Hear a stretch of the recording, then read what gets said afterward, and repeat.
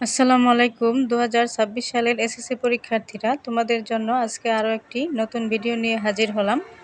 তো তোমরা স্ক্রিনে দেখতে পাচ্ছ যে এখানে আমি গত ভিডিওতে তোমাদেরকে গদ্যাংশ থেকে অনেকগুলো অনুধাবনমূলক প্রশ্ন দিয়ে দিয়েছিলাম পরীক্ষার জন্য। আজকে তোমাদের জন্য পদ্যাংশ থেকে কিছু অনুধাবনমূলক প্রশ্ন নিয়ে হাজির হয়েছি। তো তোমরা দেখো যে কোন প্রশ্নগুলো এগুলা পড়লেই মূলত তোমাদের পরীক্ষায় সর্বোচ্চ কমন থাকবে। দেখো, প্রথমে কপোতাক্ষ নদ, এই কবিতা থেকে তোমরা কি কি প্রশ্ন পড়বে। কবি কপোতাক্ষ নদের কাছে মিনতি করেছেন কেন, এই প্রশ্নটি কিন্তু অনেক বেশি গুরুত্বপূর্ণ, এটা তোমরা পড়বে। তারপর দেখো, কপোতাক্ষ নদ কবিতাকে সার্থক সনেট বলা যায় কেন। তারপর স্নেহের তৃষ্ণা বলতে কি বোঝানো হয়েছে, এই প্রশ্নটি কিন্তু অনেকবার পরীক্ষায় এসেছে, তো এটা অনেক বেশি ভালোভাবে পড়বে। তারপর দেখো, কিন্তু এই স্নেহের তৃষ্ণা মিটে কার জলে, বুঝিয়ে লিখো, এই প্রশ্নটি অনেক বেশি গুরুত্বপূর্ণ। এই দুইটা প্রশ্ন ৩ আর ৪ এবং ৫, এই ৩, ৪, ৫ এই তিনটা প্রশ্ন অনেক বেশি ভালোভাবে পড়বে। দেখো ৫ নম্বরটা কি, দুগ্ধ স্রোতরূপী তুমি জন্মভূমি স্তনে ব্যাখ্যা করো। তো এখান থেকে এই তিনটি প্রশ্ন ৩, ৪, ৫ আমি আবার বলে দিচ্ছি, ৩, ৪, ৫ এই তিনটি প্রশ্ন খুব ভালোভাবে পড়বে। এখান থেকে একটি প্রশ্ন অবশ্যই কমন থাকবে। তারপর দেখো, জীবন বিনিময় কবিতা থেকে কি পড়বে তোমরা। ১, বাবরের হৃদয়ে শ্যাল সম ব্যথা বিঁধেছিল কেন। তারপর ২ হচ্ছে শ্রেষ্ঠ দন বলতে কি বোঝানো হয়েছে। ৩, হৃষ্টচিত্তে মরণের শয্যা গ্রহণ করলেন কেন। তিমির রাতের তরুণে তরুণে ওষার পূর্বাভাস বলতে কি বোঝানো হয়েছে। তো এইখান থেকে দেখো ২ নম্বর যে প্রশ্নটি আছে, শ্রেষ্ঠ ধন বলতে কি বোঝানো হয়েছে, এটা একটু গুরুত্ব দিয়ে পড়বে, এটা বেশি গুরুত্বপূর্ণ, পরীক্ষায় আসার মতো একটি প্রশ্ন। তো তারপরে দেখো আমরা আরেকটি প্রশ্ন আছে এখান থেকে, দেখো জীবন বিনিময় কবিতায় কিসের অমরত্বের কথা বলা হয়েছে। তো এই প্রশ্নটি খুব ভালোভাবে পড়বে, অনেক বেশি গুরুত্বপূর্ণ। তো আমি আবার তোমাদেরকে বলে দিচ্ছি, এটা কিন্তু মাদ্রাসা বোর্ডের অধীনে যারা আছো তাদের জন্য কিন্তু অনেক বেশি গুরুত্বপূর্ণ। তোমাদের এখান থেকে সংক্ষিপ্ত প্রশ্ন এবং অনুধাবনমূলক প্রশ্ন দুইটাই আসার সম্ভাবনা অনেক বেশি। তো তোমরাও এই প্রশ্নগুলো খুব ভালোভাবে পড়ে গেলে পরীক্ষায় ভালো নাম্বার করতে পারবে। তো তারপর দেখো কি বলা হচ্ছে, সেই দিন এই মাঠ। তো এই কবিতা থেকে তোমরা কি কি পড়বে দেখো, ব্যাবিলন ছাই হয়ে আছে বলতে কি বোঝানো হয়েছে। তো এই প্রশ্নটি অনেক গুরুত্ব দিয়ে পড়বে। তারপর দেখো, চারদিকে শান্ত বাতি মৃদু কলরব বলতে কি বোঝানো হয়েছে। আমি চলে যাব বলে কথাটি কেন বলা হয়েছে। তারপর ৪ হচ্ছে এই নদী নক্ষত্রের তলে বলতে কি বোঝানো হয়েছে। ৫ হচ্ছে কবি এশিরীয় ব্যাবিলনের উদাহরণ দিয়েছেন কেন। তো দেখো এইখান থেকে তোমরা ১, ২, ১, ২, ৩, ৪ এই ৪টি প্রশ্ন খুব ভালোভাবে পড়বে। ৫ নম্বরটা ওরকম বেশি গুরুত্বপূর্ণ না। তোমরা ৪টি প্রশ্ন যদি সেদিন এই মাঠ কবিতা থেকে পড়ে যাও, এখান থেকে ৪টির মধ্যে একটা প্রশ্ন ইনশাল্লাহ কমন থাকবে। তো তারপরে দেখো, বসেক কবিতা থেকে তোমরা কি কি পড়বে।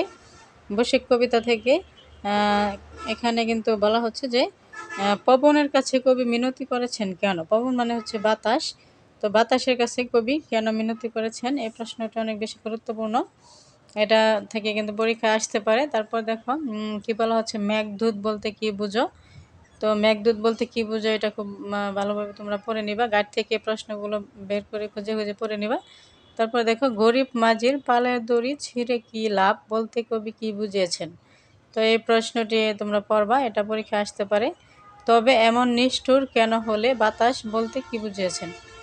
তবে এমন নিষ্ঠুর কেন হলে বাতাস বলতে কবি কি বুঝিয়েছেন। তো এই প্রশ্নটি পড়বা। তারপর কবির প্রত্যাশিত সমাজের জন্য বাতাসের কি করতে হবে।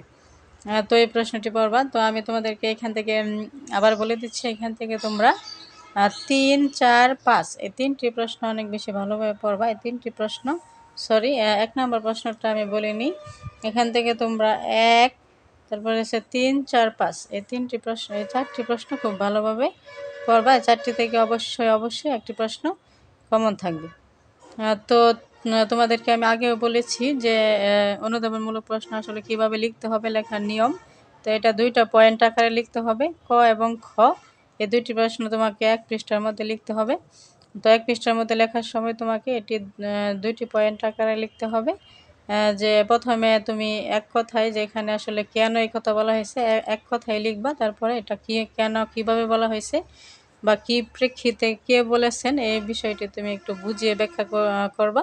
তো সেটা হচ্ছে দ্বিতীয় পয়েন্টে থাকবে। এই 2টা পয়েন্টে যদি তুমি লিখতে পারো এখান থেকে কিন্তু তুমি 2 এর মধ্যে 2ই কিন্তু পাবে। তো তুমি যদি এই অনুধাবনমূলক প্রশ্নে 2 এ 2ই পাও, তো যেহেতু তোমার ক এবং খ বিভাগ থেকে গদ্য এবং পদ্য থেকে যেহেতু 5টি সৃজনশীল আনসার করতে হবে, 5টির মধ্যে 5টি অনুধাবনমূলক প্রশ্ন তোমাকে লিখতে হবে। এই 5টির মধ্যে তুমি কিন্তু অনায়াসেই 10 নাম্বার পেয়ে যাবা। তারপরে জ্ঞানমূলক যে প্রশ্নগুলো আছে 5টির মধ্যে 5। তো এই 5টি যদি পারো, এই 5টির মধ্যে জ্ঞানমূলক প্রশ্ন তো একেবারে সহজগুলাই আসে, কঠিন কিছু আসে না। তো ওখান থেকে 5 পেলে এখানে কিন্তু 15 নাম্বার তোমার একেবারে কমন।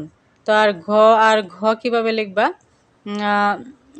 সেগুলা নিয়ে আমি একটি ভিডিওতে তোমাদেরকে আলোচনা করে বলে দিয়েছি যে তোমরা গল্প এবং কবিতার মূল ভাবটা ভালোভাবে পড়ে যাবা। যদি কমন নাও পড়ে ওই কবিতার মূল ভাব দিয়ে বানিয়ে তুমি ওইভাবে প্রশ্ন লিখে ভালো নাম্বার ক্যারি করতে পারবা।